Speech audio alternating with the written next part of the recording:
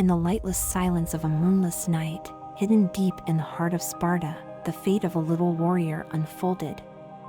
A windy breeze swept over the barren hills as the gloomy sky kept its secrets. In the eyes of the stars that wove their glittering veil over the Spartan land, a mystery was revealed that seemed to envelop the gods themselves. The mighty cries of a newborn mingled with the beating of war drums as a special little girl, surrounded by an aura, saw the light of day on this mysterious night. In the quiet chambers of the city, far from the eyes of the world, the future of Sparta was woven into the delicate features of the little face. This particular warrior, born of the gods and the shadows, was to tread a path that would break the boundaries of Spartan traditions and astonish her fellow warriors. Her name was whispered by the stars as the shadows of the past mingled with the mysteries of the future. It was a night when destiny breathed its breath into Sparta and planted the seeds of an unparalleled legacy in the soil of history. Thalia, the daughter of the famous warrior Lysander and the proud Olympias, grew up in the shadows of the majestic mountains of Sparta. It was in the proud halls of her family, steeped in stories of heroic battles and the relentless pursuit of valor, that Thalia's destiny unfolded. As a member of a distinguished Spartan family, surrounded by the aura of warrior tradition, Thalia was raised in an atmosphere of love and pride. Her father Lysander, a fearless warrior with fame that reached to the farthest corners of Greece, and her mother Olympias, a progenitor of an ancient noble family, gave Thalia a sense of security in the midst of the rough and tumble world of Sparta. However, even at a young age, Thalia sensed that her destiny stood out from the predetermined paths of her fellow citizens. While the other children spent their days playing, Thalia was secretly drawn to the woods, away from prying eyes. Here, under the shade of the ancient trees, she practiced what a Spartan woman was denied. In her elemental urge for martial mastery, Thalia shunned social conventions and lived out her desires in the forest glades of Sparta. She practiced the art forms of combat, perfecting her skills in silent striding, and mastering the subtlest nuances of hand-to-hand combat. It was a dance with nature, a rebellious act in a world that drew clear boundaries between the sexes. One day, as the sun sent its golden rays through the forest canopy, her father Lysander followed her unnoticed into the remote wilderness.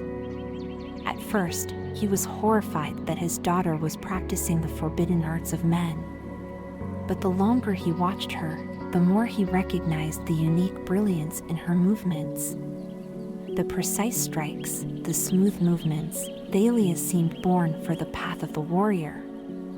Lysander, although influenced by the customs of Sparta, felt a strange mixture of pride and fascination. Never before had he seen such mastery and dedication in the arts of hand-to-hand combat, especially not in a young woman. The silence of the forest was broken by a cracking branch as Lysander made himself known. Thalia, gripped by fear, her eyes full of tears, felt like a fallen warrior unworthy of her father. Her eyes reflected the fear of having disappointed him, the worry of being separated from the principles of Sparta. Lysander, imbued with the truth of the moment, stepped forward cautiously. He embraced his daughter tenderly and spoke words of comfort that fell like gentle rain over her wounded soul. Thalia, my beloved daughter, you have not failed me. You have something within you that is greater than the rules that bind our world. Your greatness lies in your soul and in the arts of war that you have mastered with such dedication. Thalia, safe in her father's arms, could not believe that she had not been cast out, but comforted in her father's love.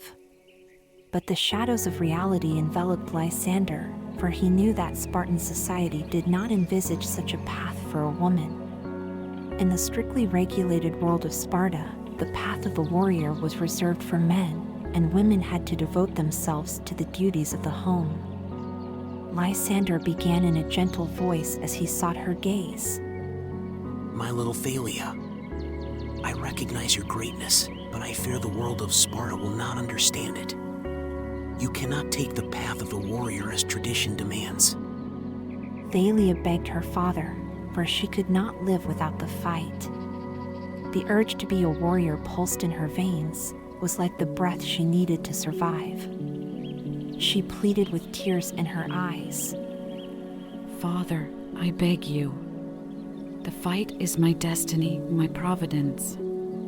Without it, I would fade like a star disappearing into the darkness of the night sky. Lysander felt his heart tearing apart at that moment. His love for his daughter fought against the shackles of old customs.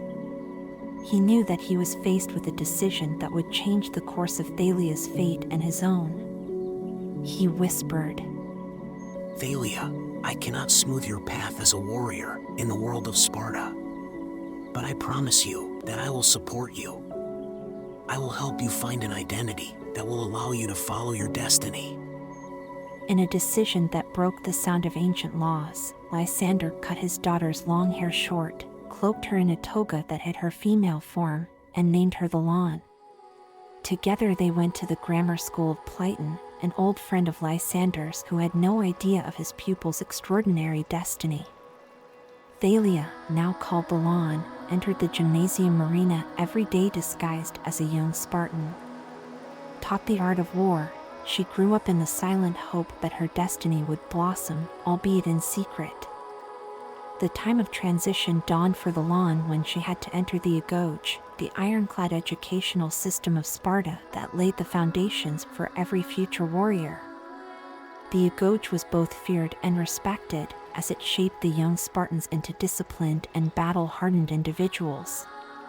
The tough training not only included physical exercise, but also separation from their families and the cultivation of loyalty within the group.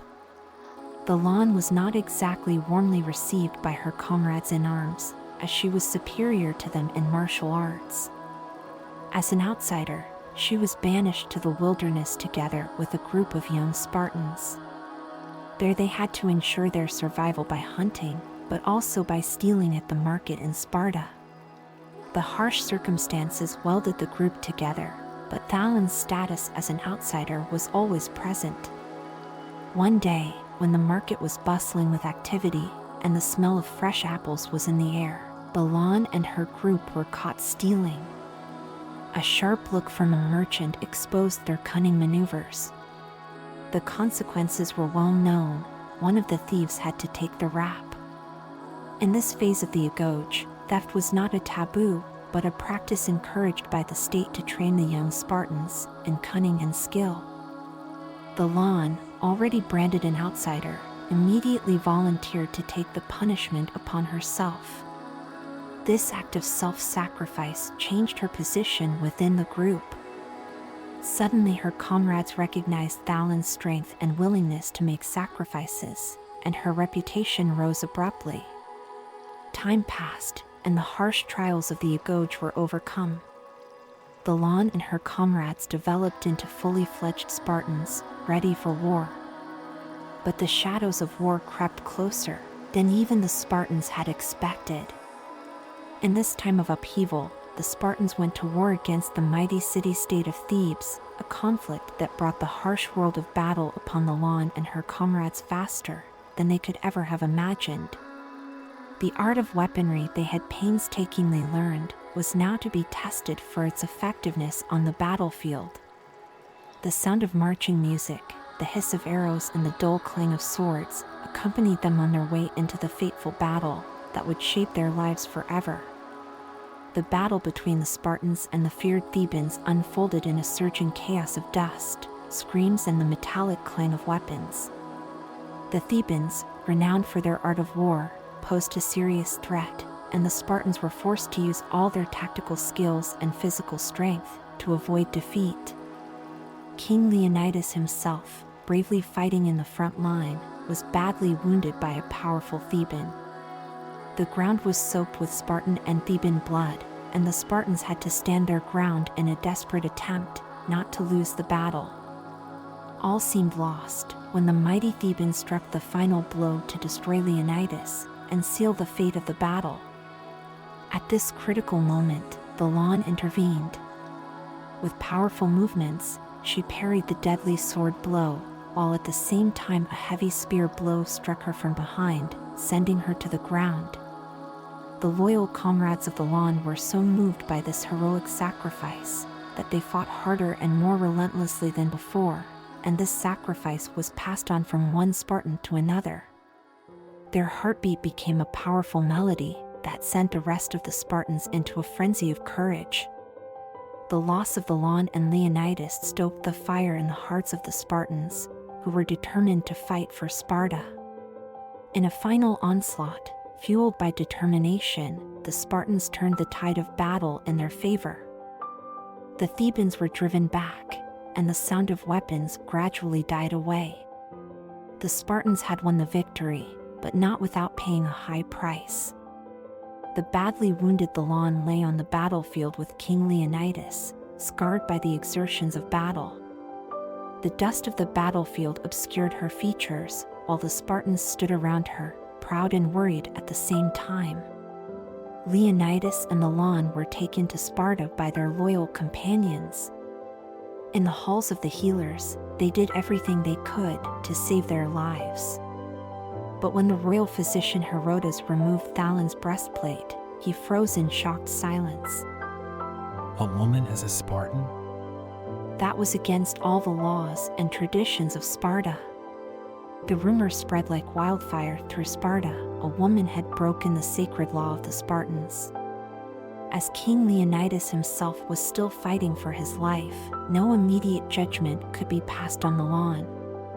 Weeks passed, during which Leonidas and the lawn regained their strength. Finally, the people gathered in the Forum of Sparta to witness the judgment of the lawn. The old and wise ephors, who upheld the law in Sparta, came forward. The lawn knelt before them, ready to bear the consequences of their actions. The ephors then announced that the lawn was to be thrown into the ravine of Mount Taygetos at the next full moon to atone for her disregard for the law. A loud murmur broke out among the population. They shouted loudly that the lawn had always helped them and treated them with respect. Thalan's behavior stood in stark contrast to the general understanding in Sparta, which despised weakness and imperfection. Despite her outstanding talents and her position as one of the most capable Spartans, the lawn treated everyone in Sparta with equal respect and courtesy. She recognized the human dignity and worth in every inhabitant of Sparta, and strove to treat everyone with kindness. Her behavior was a source of wonder and admiration in a society that normally valued strength and superiority above all else. The lawn did not care about social conventions or hierarchies. All that mattered to her was a person's character and virtue. Her fellow citizens were touched by her generosity and compassion, and the lawn won the esteem and affection of the common people of Sparta, who now stood up for her. And the comrades with whom the lawn had been through so much also came out of the crowd to support her. They were not surprised when they learned that the lawn was actually a woman. They must have suspected it long ago, but they accepted it because they knew that the lawn had sacrificed more for Sparta than anyone else. Then they knelt beside the lawn and sealed their fate, to which the Euphorians loudly agreed. At that moment, the still weakened King Leonidas stepped forward and ordered the euphorics to be quiet. The king turned to the people and spoke the famous words. Wanderer, when you go from Sparta into the world, announce to everyone that you have seen a woman from Sparta who has become a warrior. After King Leonidas' speech, there was dead silence among the people of Sparta, until the eerie silence was broken by loud shouts of joy. Thalan's merits and her sacrifice for Sparta had ushered in a new era, and the Euphorians finally recognized this too. King Leonidas also announced that the lawn and her comrades had been appointed the king's personal guard because of their sacrifice for Sparta. They subsequently fought many battles alongside King Leonidas, which is why not only did the legendary reputation of the Spartans continue to grow, but the saga of the unique Spartan female also reached curious ears far beyond the borders of Greece. Lawn never had to hide her femininity again and wore her beautiful hair down with pride. She had achieved the unthinkable. She had found her place in a world dominated by men and had become immortal. Her greatest achievement, however, was her role model function for the young girls of Sparta, who now knew that anything is possible in life if you always believe in your dreams and never give up.